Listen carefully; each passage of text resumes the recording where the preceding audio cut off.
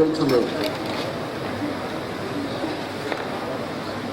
we appreciate God for making this day possible for all of us. Looking at the array of dignitaries here this evening, for us at the Tribune House, it is the day the Lord has made. And we are indeed glad and we are rejoicing in this day. You will permit me to stand on the existing protocol of recognitions, because if I begin to do recognitions here, it will take a while of a time. I want to welcome on behalf of the board, management and staff of African Newspapers of Nigeria PLC, publishers of the Tribune titles. I welcome you all, distinguished ladies and gentlemen, to this epoch-making event. Tribune is 70 years, but to permit me to also say at this historical location that yes, Tribune is 70, you count from 1 to 70. But what makes Tribune different today, ladies and gentlemen, is the fact that seated here today are Nigerians indeed. Nigerians are here seated, cutting across divides, cutting across religious divides. But despite our diversity, today we are all seated as one indivisible family here today. And Tribune has made that to happen.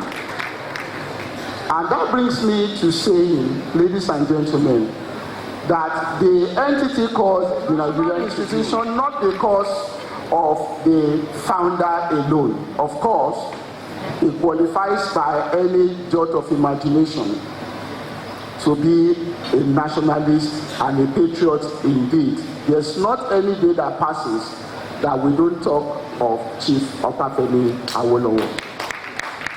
But beyond that, Baba was also able to sow the seed that has stood the test of time.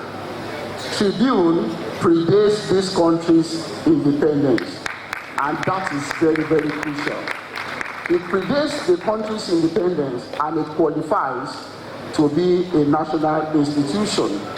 So here seated today is an entity that has been able to bring all Nigerians together as one.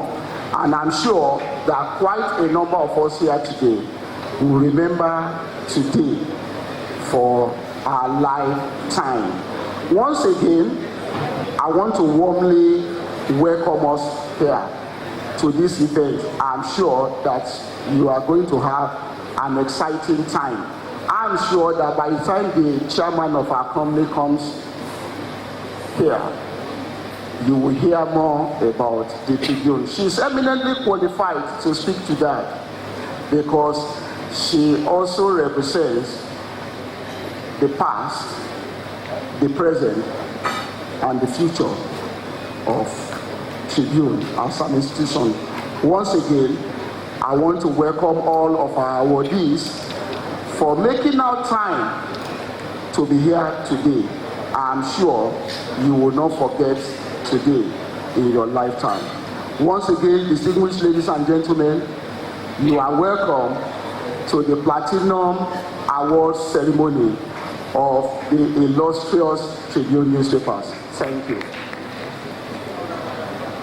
Being a humble medical doctor, I'm going to make the protocols as simple as possible.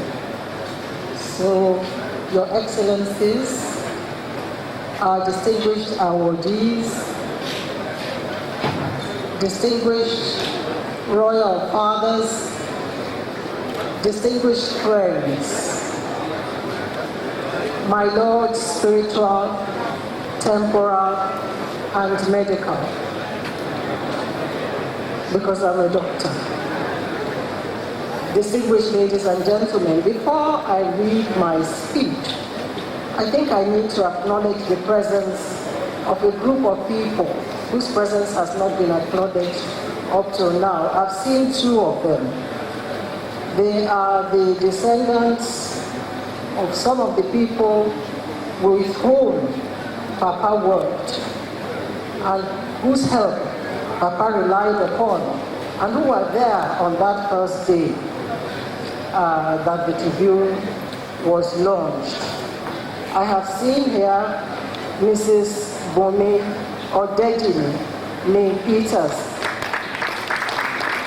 Her father was one of the ones that stood shorty for the Tribune to start. And I've seen here my friend, Dr. Femi Ogunsoya, who's 49. I should imagine that there are a few of them scattered in the audience, I hope, but I haven't seen them. Distinguished ladies and gentlemen, I welcome you all to this epoch-making event of the conferment of Platinum Awards on a few distinguished Nigerians. This ceremony, which is part of the year-long celebration of our 70th anniversary, is to celebrate industry and excellence. Right from the inception of the company, we have never shied away from being the voice of the people. Truth and integrity have always been our watchword. We condemn the bad and commend the good. As the societal watchdog, the media is not only expected to call attention to things that are not going right in the society, but also as a way of encouraging and promoting good conduct, to celebrate those who excel in their calling, so that they, in turn, can serve as models for others. In other words, the rationale behind the award ceremony, this award ceremony, is to applaud those who have done well, to send the message that good conduct has its recompense. The recipients of these Platinum Awards have all distinguished themselves in various endeavors. Some in humanitarian activities, public service, and enterprise. Others have gone out of their way, sometimes in defiance of prevailing norms, to support us in those times when we appeared literally to be in the wilderness. It is our firm belief that this recognition will spur them all to greater service to humanity. I congratulate all our distinguished awardees most sincerely. Please give them a round of applause. Statement here. We have deliberately split the recognitions into two for reasons of time and logistics. We are recognizing the first set of awardees here today. Next week, at the public presentation of our 70th anniversary commemorative publication in Ibadan, another set of deserving organizations and individuals will again be appropriately recognized. At this juncture, Your Excellencies, distinguished ladies and gentlemen, permit me to address a subject matter that may be of some concern to many of our friends and supporters. I refer to the future of this organization. Many may indeed wonder, will the Tribune survive the next 70 years?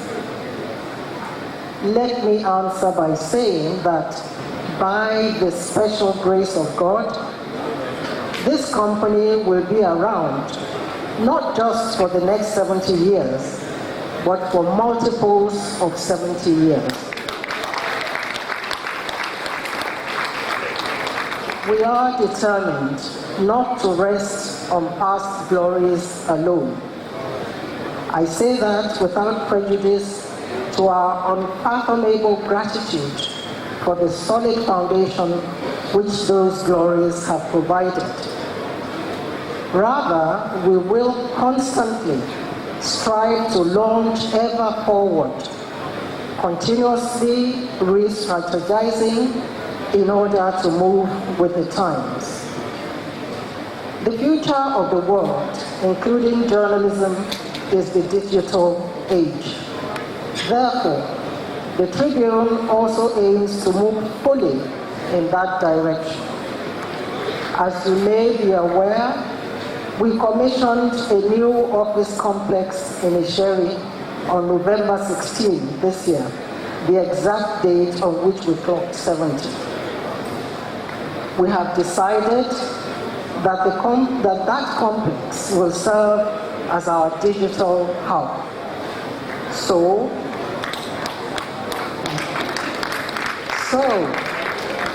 by the grace of God, with your support and prayers, and with the continuous ingenuity, innovation, and unrelenting commitment of the boards and managements of ANN PLC, we believe that your favorite newspaper will continue to serve you and your succeeding generations here in Nigeria and globally far into the future.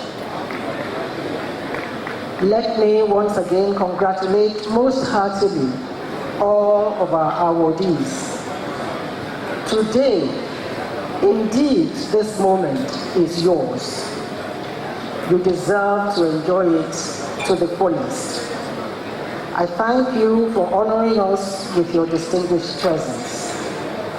Let me also thank all our invited guests. Please enjoy our hospitality, and I wish you all a most enjoyable evening. Last, but by no means least, I must express my deep gratitude to the organizing committee for this event. You did not disappoint. Please give yourselves a round of applause. I must recognize the presence of the Archbishop of the Lagos Province, Anglican Province, and Bishop of Remo, Most Reverend Bishop Patrick. Finally, Your Excellencies, distinguished awardees and guests, I wish you all a very Merry Christmas and a glorious 2020 in advance. I thank you all for your attention.